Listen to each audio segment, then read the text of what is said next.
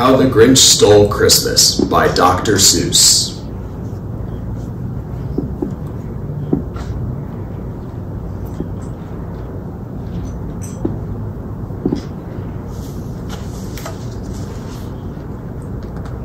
Every Who down in Whoville liked Christmas a lot.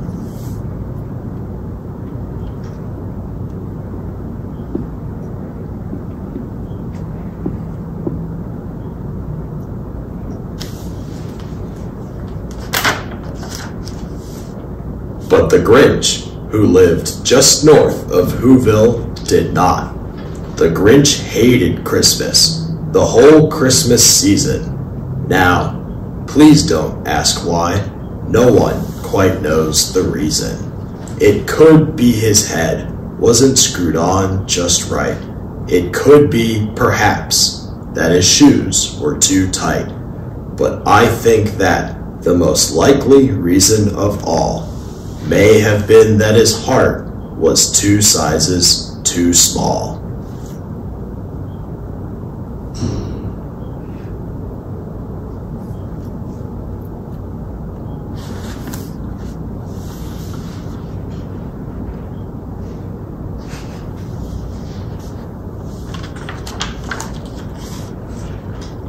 But whatever the reason, his heart or his shoes, he stood there on Christmas Eve, hating the Whos, staring down from his cave with a sour, grinchy frown at the warm lighted windows below in their town. For he knew every Who down in Whoville beneath was busy now hanging a mistletoe wreath. And they're hanging their stockings, he snarled with a sneer. Tomorrow is Christmas. It's practically here. Then he growled, with his Grinch fingers nervously drumming, I must find some way to stop Christmas from coming, for tomorrow he knew.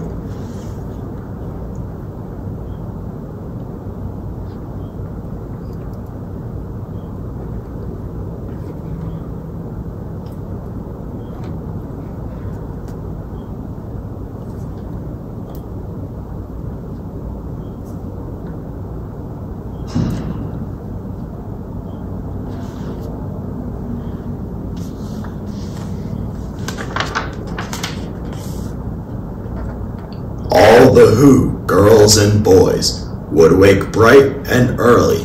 They'd rush for their toys. And then, oh, the noise. Oh, the noise. Noise, noise, noise. That's one thing he hated.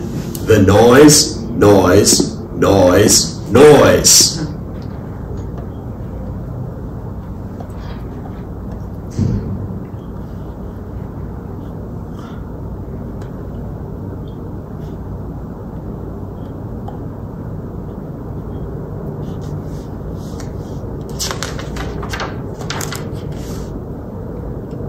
Then the Whos, young and old, would sit down to a feast, and they'd feast, and they'd feast, and they'd feast, feast, feast, feast.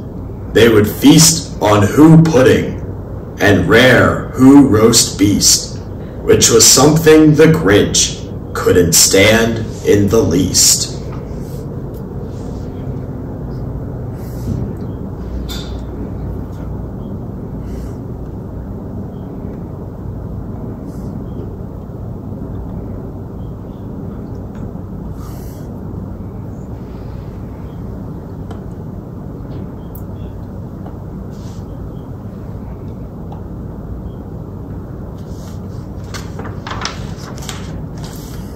And then they'd do something he liked least of all.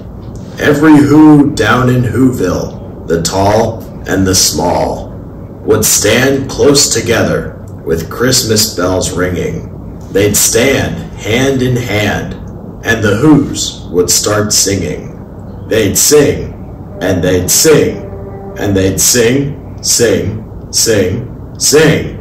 And the more the Grinch thought of this Who Christmas sing, The more the Grinch thought, I must stop this whole thing.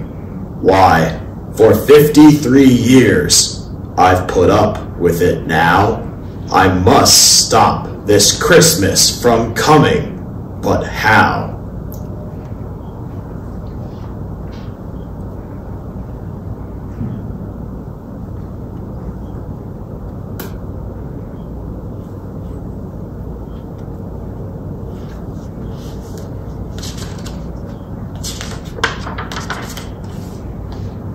Then he got an idea, an awful idea. The Grinch got a wonderful, awful idea.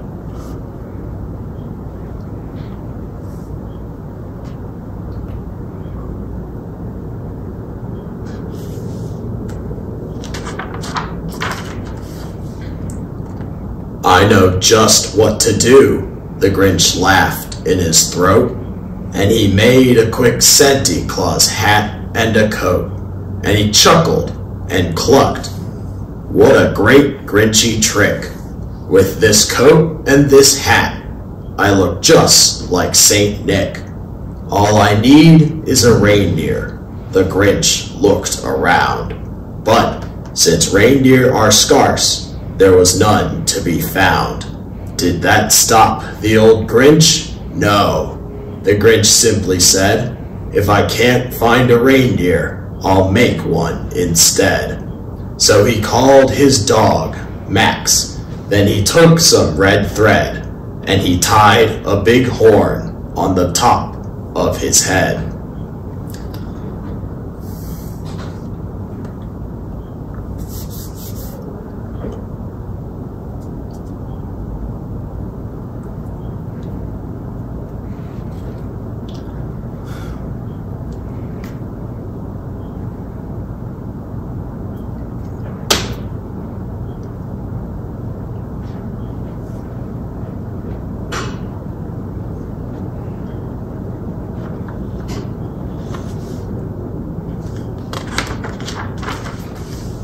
Then he loaded some bags and some old empty sacks on a ramshackle sleigh, and he hitched up old Max.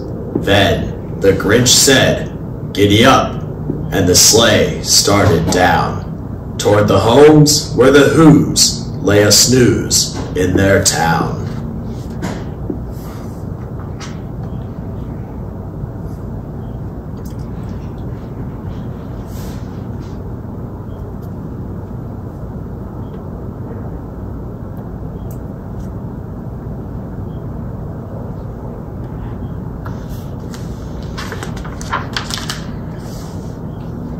All their windows were dark, quiet snow filled the air. All the Who's were all dreaming, sweet dreams without care. When he came to the first little house on the square, "This is stop number 1, the old Grinchy Claus hissed, and he climbed to the roof, empty bags in his fist.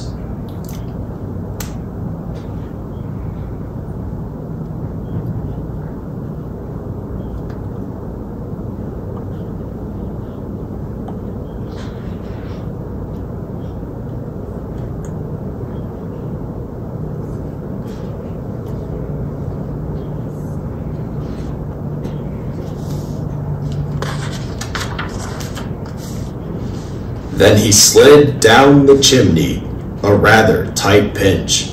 But if Santa could do it, then so could the Grinch.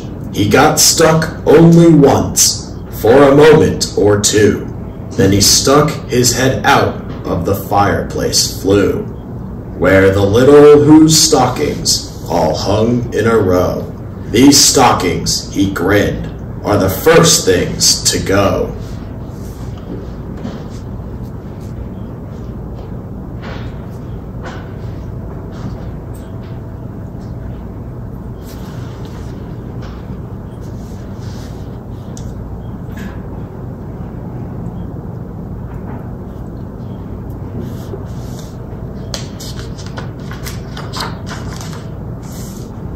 Then he slithered and slunk with a smile most unpleasant, around the whole room, and he took every present, pop guns and bicycles, roller skates, drums, checkerboards, tricycles, popcorn, and plums, and he stuffed them in bags. Then the Grinch, very nimbly, stuffed all the bags, one by one, up the chimney.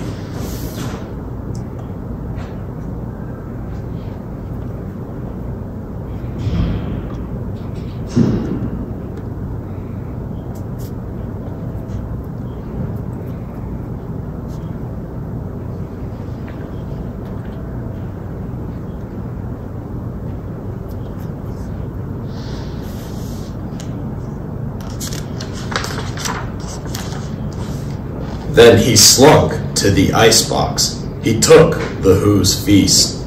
He took the Who pudding. He took the roast beast. He cleaned out that icebox as quick as a flash.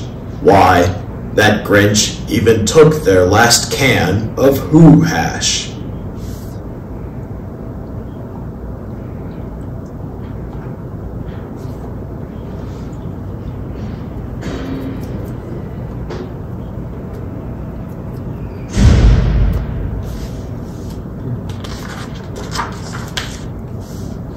Then he stuffed all the food up the chimney with glee. And now, grinned the Grinch, I will stuff up the tree.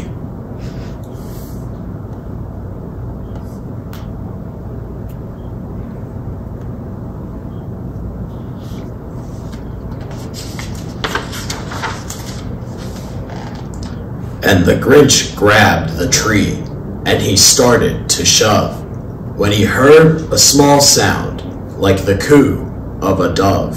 He turned around fast, and he saw a small Who, little Cindy Lou Who was not more than 2. The Grinch had been caught by this tiny Who daughter, who'd got out of bed for a cup of cold water. She stared at the Grinch and said, Santa Claus, why are you taking our Christmas tree? Why?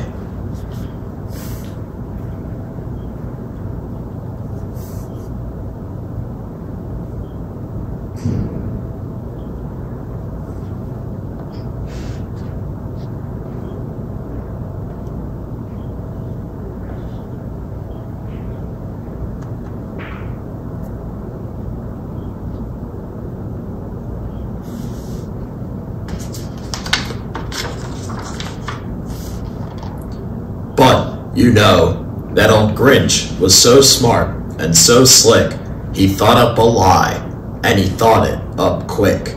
Why, my sweet little tot, the fake Santa Claus lied. There's a light on this tree that won't light on one side. So I'm taking it home to my workshop, my dear. I'll fix it up there, then I'll bring it back here. And his fib fooled the child. Then he patted her head, and he got her a drink, and she was sent to her bed. And when Cindy Lou Who went to bed with her cup, he went to the chimney and stuffed the tree up.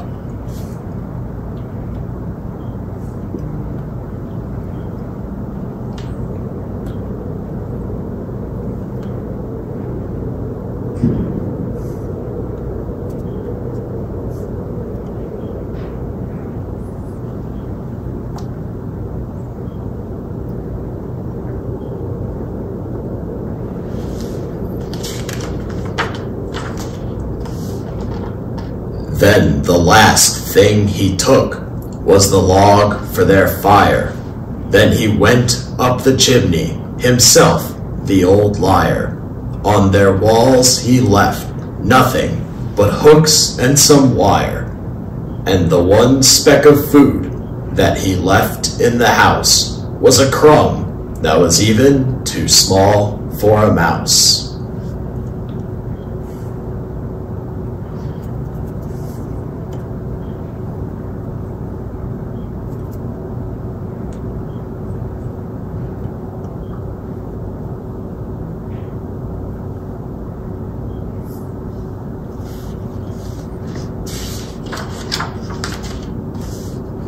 Then he did the same thing to the other Who's houses, leaving crumbs much too small for the other Who's mouses.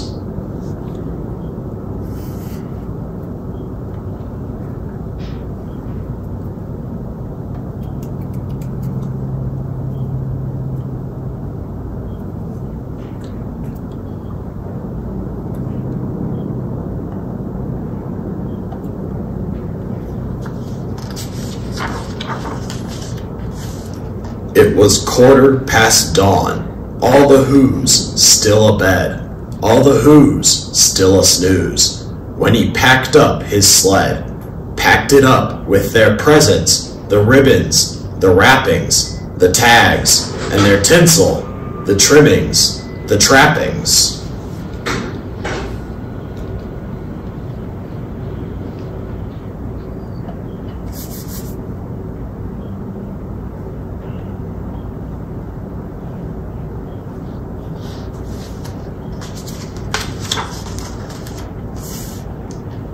"3,000 feet up the side of Mount Crumpet, he rode with his load to the tip-top to dump it. Pooh-pooh to the Who's, he was Grinchishly humming. They're finding out now that no Christmas is coming. They're just waking up. I know just what they'll do. Their mouths will hang open a minute or two. Then the Who's down in Whoville will all cry boo-hoo."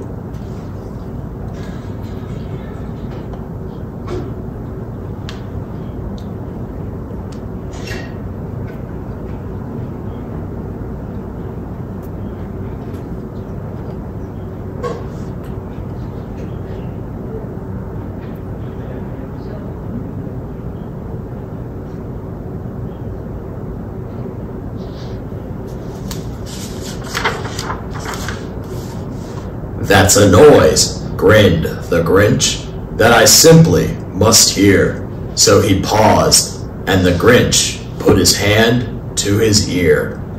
And he did hear a sound rising over the snow. It started in low, then it started to grow.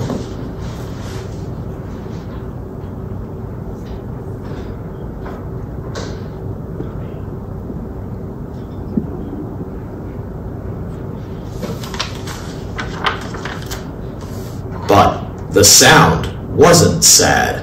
Why, this sound sounded merry. It couldn't be so. But it was merry. Very. He stared down at Whoville. The Grinch popped his eyes. Then he shook. What he saw was a shocking surprise.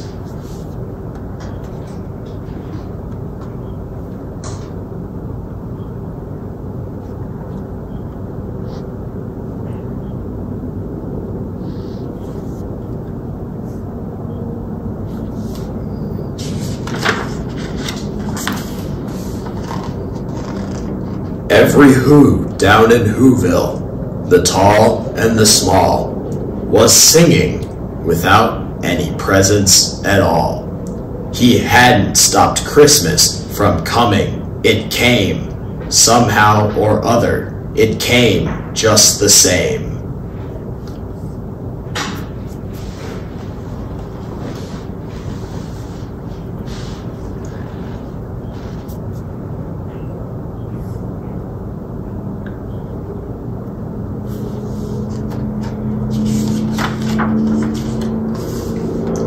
And the Grinch, with his Grinch feet ice cold in the snow, stood puzzling and puzzling. How could it be so?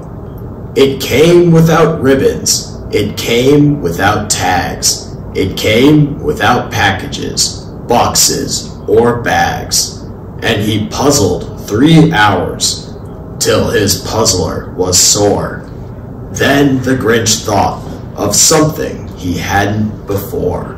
Maybe Christmas, he thought, doesn't come from a store. Maybe Christmas, perhaps, means a little bit more.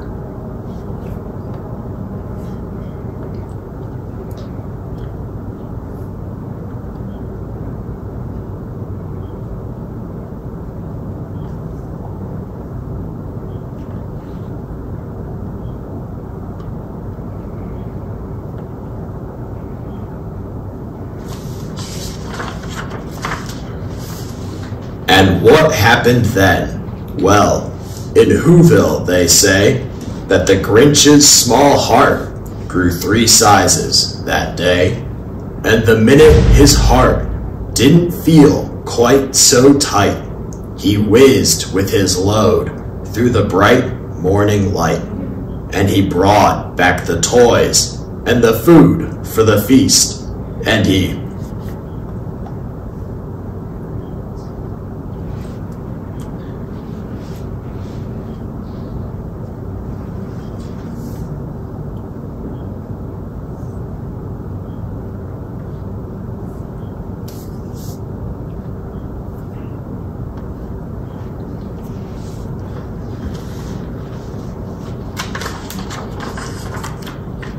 himself, the Grinch, carved the roast beast.